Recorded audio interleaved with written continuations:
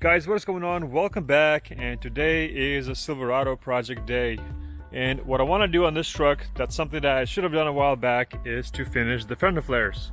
The reason I haven't finished them because I've just been pretty busy with work and family and other projects and so on. So what I gotta do is take them off, clean them up, prep them, paint them, and I also wanted to paint the bolts as well.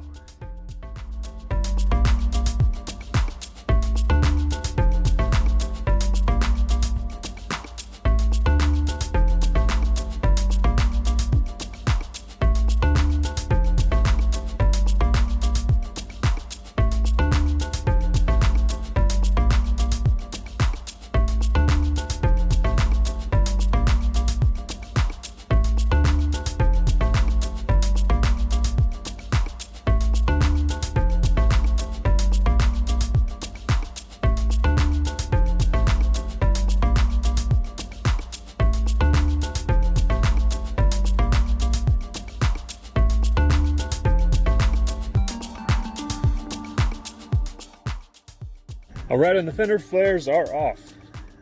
If you're wondering what's going on behind the fender flares when you have them on the truck, here's what's going on behind them. You get a whole bunch of dirt, and also this area gets scratched up just because a lot of debris get in there, and the fender flares, they move around. So yeah, if you're gonna put them on, you might as well never take them off. I'm gonna try to wash this just a bit, and when I'll be polishing the truck, I'm just gonna polish it without the fender flares. It'll be a lot easier, and hopefully it'll remove some of the, well, maybe not this one. This one seems to be all the way to the metal. So I'm gonna have to touch that up before I polish. This one seems to be, this one's not that bad. But yeah, let me try to clean this off a little bit with some water, wipe it down, see how bad the damage is. But just so you know, if you want to install fender flares on your truck,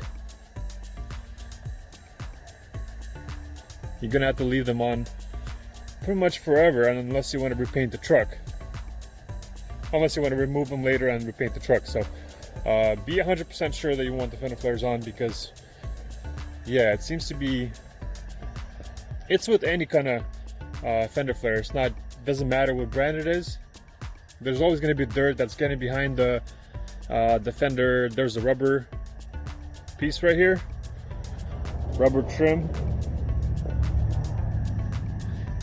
So it doesn't matter what brand, what model, there's always going to be debris in that area, and it's always going to be vibrating and pretty much sanding the paint down to the metal or just scratching it. Well, let me clean that up and see how it looks. Alright, so I cleaned up the area, and you guys can see the damage that the fender flares leave. You know, nice little line. It's like a scuff line. It's not really that deep. Maybe some areas it's fairly deep. But yeah, I had these, what, for maybe 3-4 months. Imagine having them on for a couple of years. I'm pretty sure they're gonna go all the way through to the paint, to the metal.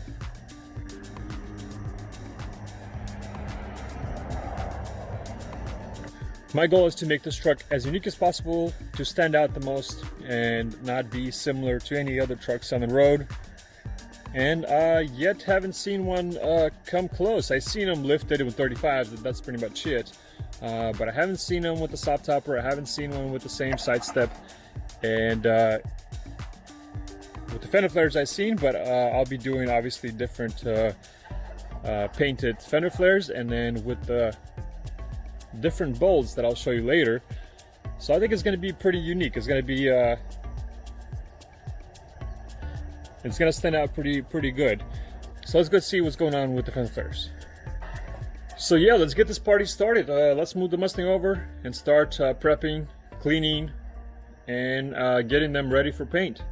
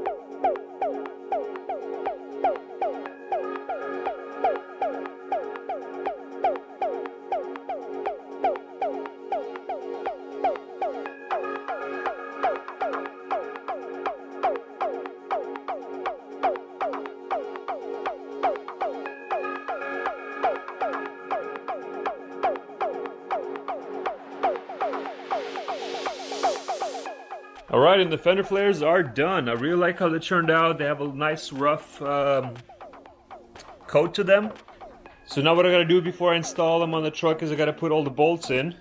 And then the rubber gasket that goes all the way around. I'm gonna put that in. And then once I get all that done, I'm gonna see if I can fit the Silverado in the garage, since it's raining outside and I don't want to really put these on in the rain. I think it'll fit height-wise. I believe it should. And I'm hoping it's gonna have enough space on both sides to work with the fender flares. Alrighty, let's go.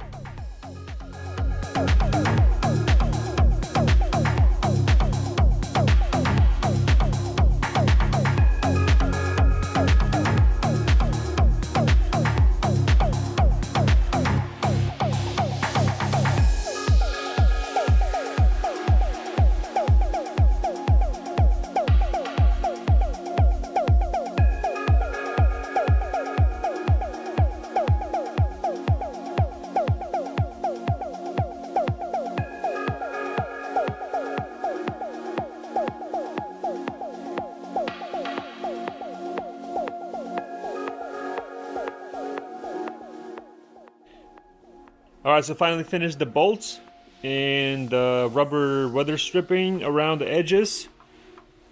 They're all done, ready to go. I'm gonna flip the Mustang sideways. I'm gonna see if that's gonna work, and I'm gonna push it to the right as much as possible. So it's gonna be kind of against the rack here, and I should have enough room to get the Silverado in here. That way I'm not gonna be putting this stuff in the rain, and I got the lights, and I don't need headlamps, and it's a little chilly outside too, so it's probably better to do it in the garage. And if I can fit it in, I think it should clear the roof here.